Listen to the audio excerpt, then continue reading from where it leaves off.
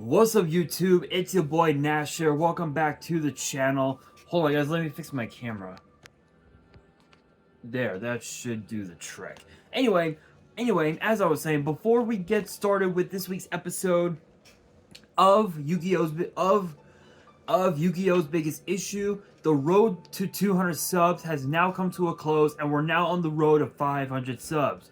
Who knows? Maybe we might hit 500 subs by the end of the summer. Only time will tell. But as I have said in previous videos, if this channel does get to 500 subs, excuse me, I will open up this Korean LOB booster box in its entirety on the channel that I got from my partners at Collector Store. So be sure to check them out. Link and address will be in the description below. Excuse me. By checking them out, can't even speak. By checking them out, not only does it support them, it also supports the channel, and I would greatly appreciate it. The hopes to potentially pull a Blue Eyes White Dragon, a Dark Magician, a Red Eyes Black Dragon, a piece of Exodia, Monster Reborn, Pot of Greed. The possibilities are out there. However, if this channel gets to 1,000 subs, I will open up this first edition Toon Chaos box in its entirety on the channel that I also got from my partners at Collector Store, on the hopes to potentially pull a collector's rare out of the set, much similar to what I pulled out of my Genesis Impact box I opened up last year, which is obviously this beautiful B-Cop from the Underworld. This thing looks absolutely beautiful. Obviously, yes, it is in the penny sleeve, but obviously with all the new dark-based decks that are going to be coming out into the format, this card is definitely going to be coming in quite handy, especially with the fact that Protos is now off the ban list. So definitely pick yourself up a few copies off of Troll Toad or TCG Player, depending on your preference. But as for me, I'm getting this graded, but I never really came up with a good opportunity to do so. But with that being said, if you guys want to see these boxes get opened, maybe you guys want more episodes of WWE's biggest issue, maybe you guys want more episodes of Yu-Gi-Oh's biggest issue, deck profiles, card discussions, WWE topic videos, or maybe, just maybe, you guys want some premium live event predictions and results. Well, if you guys want all of that and more, my channel is the place to be. So if you guys are new to the channel, and I know that a lot of you guys are, because more than 80% of you guys are watching the content, but you guys aren't even subscribed. And to top it all off, we have to get more women to watch the content as well. So if you guys are watching the content, you like the content, and you want more of the content, but you guys have not subscribed yet, then make sure you guys do indeed subscribe to the channel, turn on the notification bell, smash that thumbs up button on this video, and as always,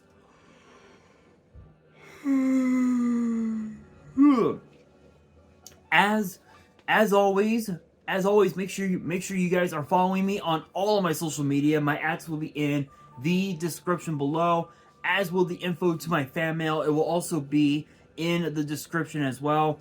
And I want you guys to post in the comments below answering the question of the day, which basically is this week's episode. But the question of the day is this: which superstar from NXT would you guys like to see get drafted to the main roster? And if so, where? Which brands? Let me know down in the comments below. And that is exactly what we are going to be talking about for this week's episode. Is the top 5 NXT superstars who I believe should get drafted onto the main roster. Now, funny enough, there have actually been a couple of times where WWE has actually brought in superstars from have allowed the NXT roster to be a part of the WWE draft, going all the way back to 2016, where you had guys like American Alpha, or I guess Chad Gable and Jason Jordan, women like Nia Jax, Alexa Bliss, guys like Finn Balor. They all got drafted to the main roster via of the 2016 WWE draft, and then I think, well, what was it, 2020? Was it? I think. Wait a minute. I think it was 20. And then I think up until 2021 was when we had what was when we had the draft, and I think that was when we had about maybe 4 or 5 superstars from NXT get drafted. I know that in 2022 we had about I think like 6 or 7. So there are so this year NXT is going to be a part of the draft, and honestly, I'm excited. I am excited to see the draft take place this coming Friday on SmackDown. However, with the first night of NXT Spring Break-In taking place tomorrow night on NXT, it's definitely going to give both SmackDown and Raw a bit of an idea as to who they want on their brand. So it will be interesting to see who exactly gets drafted after tomorrow night. But these 5 superstars are the most obvious. They are the most obvious choices imaginable. So kicking these off is none other than Lyra Valkyria. Now, I know what you're thinking. You guys are probably asking yourselves, wait a minute, Lyra Valkyria, why not someone like Fallon Henley or Roxanne Perez or something? Here's the thing. Fallon Henley still has a lot to learn in NXT. She still has a lot to do in NXT. However, with Roxanne Perez, there's been a lot of chatter going around saying that she will not be a part of the draft, as supposedly they need someone to take over the NXT women's division post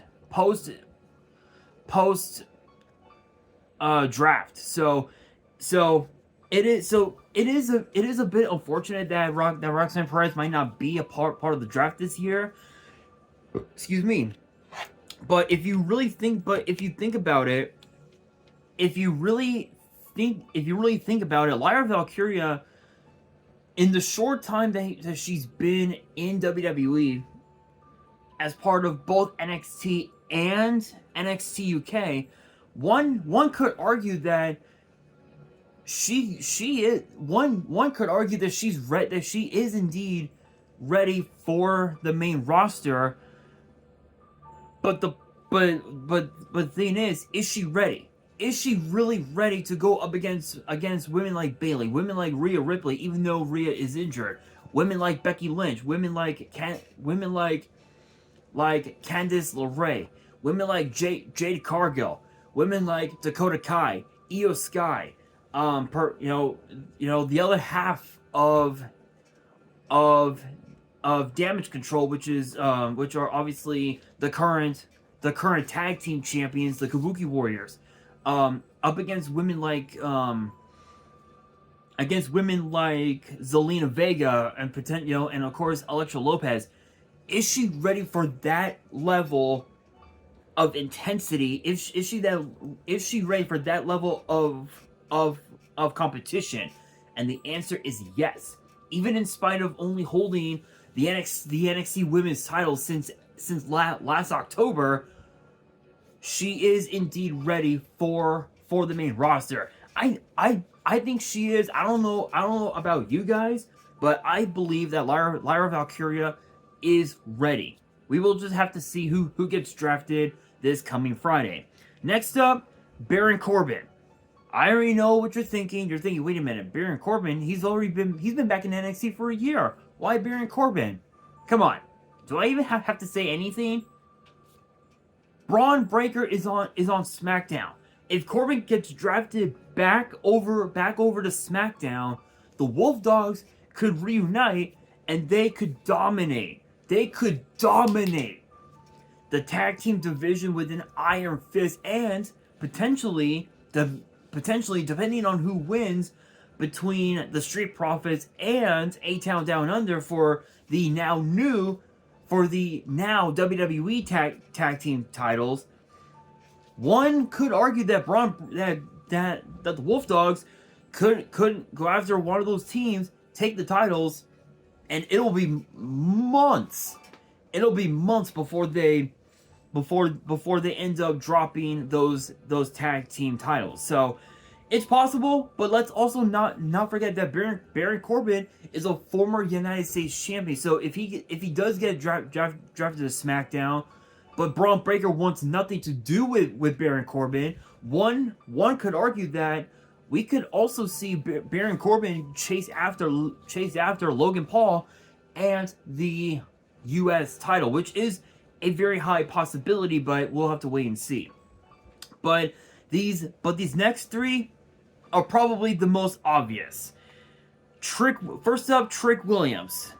I don't even have to say anything. I mean, he's literally one of the biggest, one of if not the biggest babyface in NXT history, and I mean the possibilities are out there. I mean, both brands would love to have Trick Williams on their show, but it's just a matter of it's a matter of being used, whether or not he does get used properly on either show, as he has been on NXT, but we'll have to wait and see. But next up is Carmelo Hayes. Obviously, we saw last week on NXT that Carmelo Hayes supposedly has officially wrestled his last match in NXT, which was obviously the steel cage match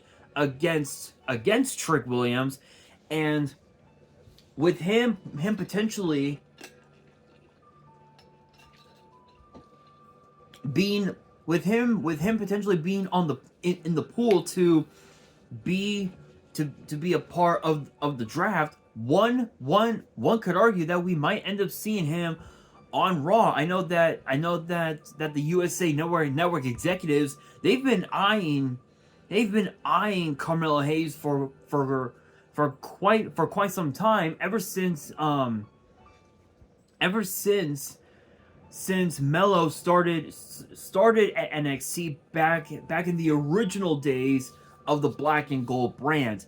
And to be fair, from then up until now, he has been so impressive, and it's a very high possibility. Only time will tell. We'll have to wait and see. But the last one up is the current NXT champion, Ilya Dragunov.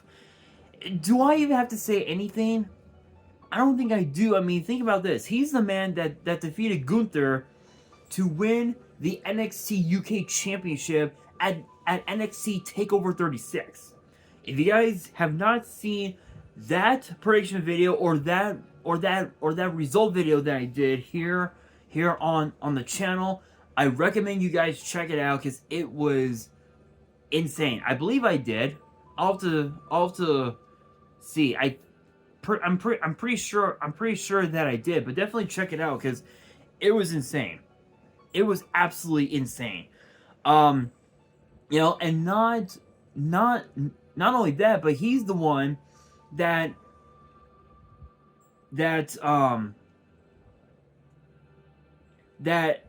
became NXT champion by defeating Melo last October at No Mercy. He had a shot at the Great American Bash. He lost. Second time was indeed the charm, but the third match, obviously Dragunov ended up winning against Carmelo Hayes. And honestly, all five of them are definitely worthy of being on either Raw or SmackDown. But if you really think about it, I would say Lyra to Raw, Corbin to SmackDown, Trick to SmackDown, Melo to SmackDown, and Dragunov to Raw. I feel like I feel like we could potentially see the Trick Mellow Gang reunite at some point. It's possible, but we will have to wait and see. But I mean, there are other superstars that are all, there are potential candidates to be a part of the main roster via the draft. There's Tony D'Angelo. There's, again, as I mentioned earlier, Fallon Henley. There's Thea Hale. I know that there's been a lot of chatter that both Adam Pearce and Nick Aldis have been eyeing Thea Hale for quite some time. Um, there's also Kalani Jordan. I know that she's up there. Dijak is up there. Josh Briggs is definitely up there. So there's quite a few people that both Adam Pearce and Nick Aldis have been eyeing for a while. But we will have to wait and see, as the draft will be starting, I believe, this coming Friday. Actually, I believe, is it this Friday? No, I think they said the draft would be on the 29th. I think it was. Um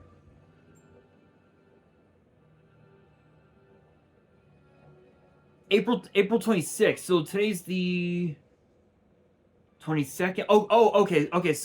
So it is indeed this Friday. Okay, I thought so. I thought so. I thought so. I thought it wasn't gonna be this Friday, but it actually is. And here's actually what the new logo looks like. Which, honestly, in my opinion, looks pretty cool. It looks pretty cool in my honest opinion. But yeah, so again, the draft will be taking place this coming Friday on SmackDown, and it will end next week on Raw, next Monday on Raw. And it will be very interesting to see which superstars both Aldis and Pierce choose to be on their brands. We will have to wait and see. But with that being said, that will do it for this week's episode of WWE's Biggest Issue. Hopefully you guys enjoyed. If you did, make sure you guys smash that thumbs up button. If you guys are new to the channel and you guys want more episodes of WWE's Biggest Issue in the future, make sure you guys subscribe to the channel, turn on the notification bell, and follow me on all of my social media. My ads will be in the description below, as will the info to my fan mail. It will also be in the description as well. And on that, this is your boy Nash, signing out.